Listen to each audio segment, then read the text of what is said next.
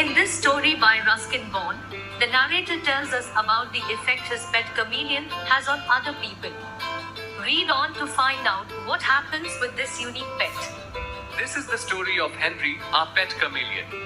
Henry's eyes were his most remarkable feature. They were not beautiful, but his left eye was quite independent of his right. He could move one eye without disturbing the other. Each eyeball, bulging out of his head, wobbled side to side, backward and forward. One day, grandfather was visiting a friend when he came upon a noisy scene at the garden gate.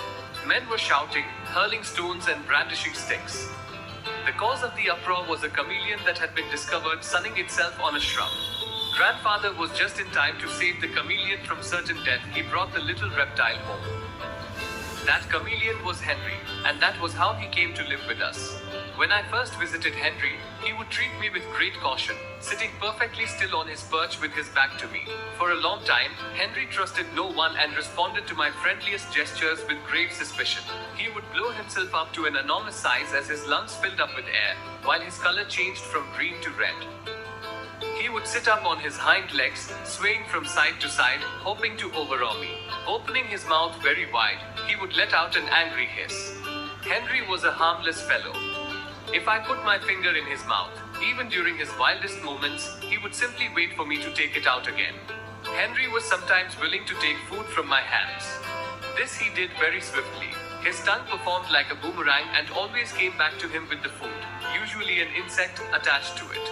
Although Henry didn't cause any trouble in our house, he did create somewhat of a riot in the nursery school down the road. It started out quite innocently. When the papayas in our orchard were ripe, grandmother sent a basketful to her friend Mrs. Ghosh, who was the principal of the nursery school. While the basket sat waiting, Henry went searching for beetles and slipped in among the papayas, unnoticed. The gardener dutifully carried the basket to the school and left it in Mrs. Ghosh's office. When Mrs. Ghosh returned after making her rounds, she began examining and admiring the papayas. And out popped Henry. Mrs. Ghosh screamed. Henry squinted up at her, both eyes revolving furiously.